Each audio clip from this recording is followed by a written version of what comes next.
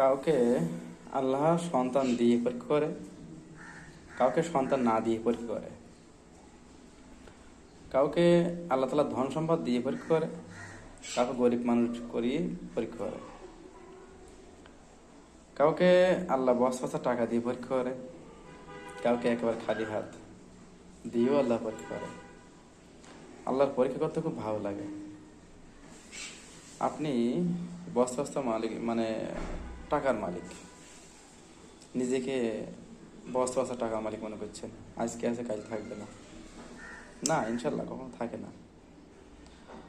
আর এই সবসময় যে আমার আমার করেন না, যে এই বস্তা টাকার মালিক আমি, এই সম্পত্তির মালিক আমি, এইগুলো সব আমার, এগুলো করবেন না। এগুলো মালিক আপনি না, আজকে আছেন, ওটা অন্য কারো হয়ে যাবে। মূল মালিক কে? মহান আল্লাহ তাআলা। মূল মালিক মহান আল্লাহ তাআলা। আমার করা যাবে না। আমার করাটা ভুল। আজকে মরলে কালকে দুদিন। এই জন্য আসুন একটু মানুষ হই, শুধু আমার বলি কোনো কিছু জাহির না করি। খোদা হাফেজ।